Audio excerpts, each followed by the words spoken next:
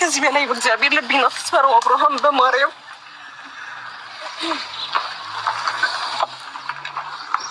እናንተ በቃ ቁርጤን ንገረኝ። እኔ ከአንተ ጋር በጣም ብዙ ነገር ነው ማስበው። ሴት ልጅ ነኝ፣ ብዙ ነገር ነው እየተሰማኝ ያለው። በእናትህ የሚሰማህን ስሜት በስትክክል ንገረኝ አብርሃም፣ በእግዚአብሔር። እኔ ሁሌ እንደዚህ እያለቀስኩ እንድኖር ነው የምትፈልገው? የሚሰማህን ስሜት እንደምታፈቅረኝ ንገረኝ ማለት በዚህ ልክ ይከብዳል? ለምንድን ነው ዝም የምትለኝ? መልስ ስጠኝ አብርሃም። እያስጨነቁ ነው። እሺ እስከ መቼ ነው እንደዚህ ሁሉም ተነስቶ ሄርሜላ አንቺ ሞኝ ነሽ፣ እሱ አያፈቅርሽም፣ እሱ አይወድሽም እየተባልኩ እስከ መቼ ነው የምኖረው? ለምን አንድ የምተማመንበት ነገር አታድርግልኝም? አብርሃም መልስ ስጠኝ በእግዚአብሔር። ምነው ይሄስ መውደድ በኔ ጠነከረ፣ በኔ ጠነከረ። የሌላው ጓዳማ መች ተመረመረ፣ መች ተመረመረ። የተሸነፈ ሰው ሚስጥር አይኖረው፣ ሚስጥር አይኖረው። አፉ ባይናገር አይኑ አይደብቀው፣ አይኑ አይደብቀው። ትክክል ያደረኩት ነገር ምንም ትክክል አይደለም። ገባክ? ለአንተ ላይ መስል ይችላል ዛሬ ላይ ያደረኩት ነገር ምናልባት ለብዙ ሰው እረፍት ነው፣ ለእኛም ለአንተም እረፍት ነው። ይህ ትክክለኛ ውሳኔህን እና ትክክለኛ ምላሽን ሰጥተህ መገላገል ነው። ገብቷል? አቤላ፣ እኔ እኮ ውድድር ውስጥ እያስገባ ነው የሚመስለው ነገሩ። ከማጋ ነው አብርሃም? ትክክለኛ ስሜትህ ያለው ሰው ጋር ነው። ኖርማል ነው። ሩታ በመምጣቷ ሌላ ነገር ሊፈጥርብህ አይችልም፣ አይገባም። የምሬን ነው። ምክንያቱም እሷ ይሄንን ነገር ማየቱ አይቀርም። ከእሷ የሚደበቅ ነገር ምንም የለም። በነገራችን ላይ ሄርሜላ ማለት ነው ወንድ ልጅ ቢፈልግሽ ኖሮ አንቺን ቢያፈቅርሽ ኖሮ ወንድ ልጅ ከወደድሽ ማንንም መስሚያው ጥጥ ነው፣ መስሚያው ጥጥ ነው። በቃ ማንንም አይፈራም፣ ማንንም እንትን አይልም። በቃ የመጣው ይምጣ ብሎ ራሱን መጽዋዕትነት አድርጎ ይነግርሻል። ይሄ ልጅ ግን መጀመሪያም አንቺ አገባብሽ አያምርም ነበር። ምክንያቱም አገባብሽ ሁለት ነፍስ ሆና ሩታ እንደዛ ስታደርጊ ነበረ ነው። ዛሬ ላይ አንቺ ምን አይነት ህይወት ይኖረኛል ብለሽ ነው? እኔ ሴት ልጅ ነኝ፣ እንደ ሴት ልጅ አላሳዝንም ወይ የምትይው? ሩታ ሴት አይደለችም? እንዲሁ ባለ የዛን ጊዜ 80 እንኳን ቀደዋል፣ ዛሬ እንኳን ቀደዋል። እሺ 80 ሳይቀዱ እንደዛ ባለ ትዳር ወንድ ሸለሌ ስትይ የነበረው ይኸው። እኔ እንጃ። ሰላም ጤና ይስጥልኝ ውድና የተከበራችሁ የመታከዝ ቤተሰቦች እንዴት አላችሁ? እኔ ያለው እግዚአብሔር ይመስገን ሁሉ ሰላም ነው። እናንተም ሰላማችሁ ይብዛ እያልኩ ላይክ ሰብስክራይብ አድርጉ። የምታደርጉኝ እጅግ አድርጌ አመሰግናለሁ የኔ ውድ ቤተሰቦች ማለት ነው። ዛሬ እንግዲህ ሄርሜላ እኔ አላሳዝንህም ወይ እንዳያችሁት እንግዲህ ቪዲዮ ላይ እንደ ሴት ልጅ ለእኔ ይሄ ነው ወይ ለሩታ መልስ ለምትሰጠው ለእሷ አሳፋሪ መልስ መልስላት ምናምን እያለች ነው። በጣም ግራ ተጋብታለች። በነገራችን ላይ ሩታና አንቺ ምንም ልትወዳደሯችሁ ነው። ምክንያቱም ሩታ የልጁ እናት ናት። አንቺ ገና ወደፊት ነው። ገባሽ አይደለ? ሲጀመር እኔ ሴት አይደለሁም ወይ እኔ አላሳዝንህም ወይ ምናምን የምትይው አመጣጥሽም እኮ ያምርም።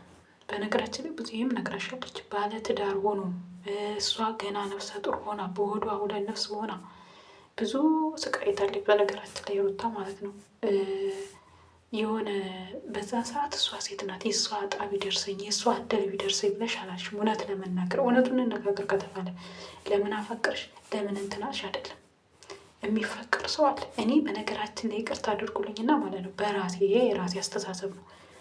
አይደለም ልጅ ያለው ባለ ትዳር ይቅርና ገና ፍቅረኛ አለው ከተባልኩ ራሱ ድርሽ አልልም። ድርሽ ለምን ነገ እኔ ላይ የሚሆነውን አላውቅም። ምን እንደሚመጣብኝ ምን እንደምወድ በምን አውቃለሁ? በምንም አላውቅም። ስለዚህ ባለ ትዳር ወንድ ሲጀምር እንደዛ ሁለት ነፍስ ሆና ነገ እኔ ምን ይመጣብኛል ብለሽ ነው እንደዛ ስትሆኝ የነበረው? ማለት ብዙ እየለመነችሽ ከሱ ራቂ እየተባልሽ ብዙ ሰው ለምኖሻል። ተመልካች ራሱ ዛሬ ላይ ብታለቅሽ እኔ እንጃ አይዶ ነው። እኔ በራሴ የምላችሁ ማለት ነው አይደለም ባለ ትዳር አይደለም ልጅ ያለው ልጁ ያለ አባትና ያለ እናት ተለያይቶ እንዲያድግ ቀርቶ ልፈርድበት ምንም የማያውቅ ልጅ ገና እኔ ያፈቀርኩ ብዬ አንዴ ሩታ ጋር አንዴ አብርሽ ጋር እያለ እንዲያድግ ያ ምንም የማያውቅ የፈጣሪ የአብርሃም በጎች ማለት ናቸው። በነገራችን ላይ ህፃን ልጆች ማለት ነው። አልፈርድበትም። የእኔ ፍቅር ጠንቀሮ ይቀራል እንጂ አይደለም ልጅ ያለው ቀርቶ ልንገራችሁ፣ እኔ ጓደኛ ነበረችው ከተባልኩኝ አጠገቢ አይደርስም፣ አጠገቡ አልደርስም። የፈለገው ታምር ይምጣ። ይሄ እኔ አስተሳሰብ ነው። በነገራችን ላይ እንኳን ባለ ትዳር ላፋታ ቀርቶ ማለት ነው። እሱ ትዳሩ እዚህ ላይ እንዲደርስ አንደኛ የሩታ ምንትንነት አለበት፣ የሰው ሰሚነት አለበት። ግን ደግሞ 100% አንቺ ብትርቅ ኖሮ የዛን ጊዜ ሩታና አብርሽ የዝክን ያለ ሄዱም ነበረ። ገባሽ አይደለ?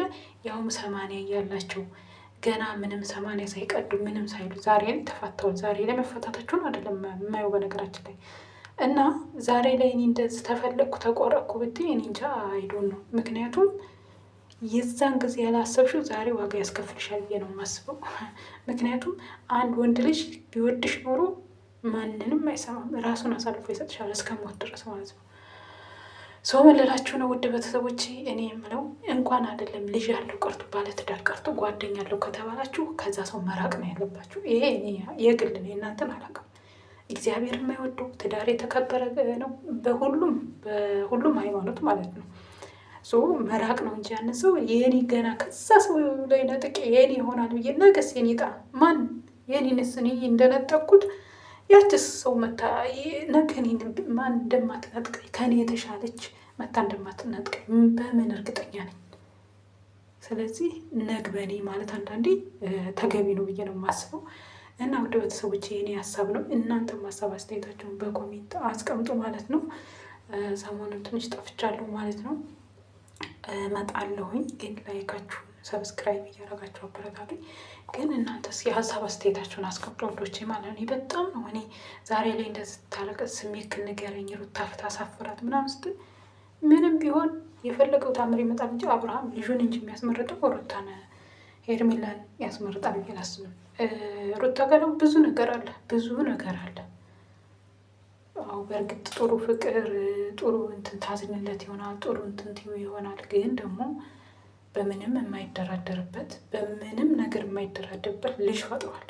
በነገራችን ላይ እኔ አባቴ በልጆቹ አይደራደርም ነበር። ስለዚህ በልጃችሁ የማትደራደሩበት ነገር ስለሆነ እኔ እንጃ። ድሮ ተመልካች እንደዛ ሲሰድብሽ ሩታ ነፍሰ ጡር ሆና እንደዛ ስታረጊ ድሮ ነበር አብርሃም መራቂ ነበረብሽ ማለት ነው። ገና ይሆናል አይሆንም በስጋ ከሚጭርብሽ አሁን ይሄን ኩላ ጥያቄ ያስነሳሽ ሩታ ጋር ለምን ሲገናኙ ለምን ሳመችው ለምን እንደዛ ያደረገችው ብለሽ ነው። እሷ ግን የዛ ጊዜ የ80 ባሏ ሆኖ እንደዛ አልሆነችም ብዬ ነው የማስበው። ይሄን ኩላ ጥያቄ ያስነሳብሽ የምሬን ነው የምለው። እኔ እንደዛ ነው የማስበው። ውድ ቤተሰቦች እናንተ ምን ትላላችሁ? ለማንኛውም ሀሳብ አስተያየታችሁን በኮሜንት አስቀምጡ። በሌላ ቪዲዮ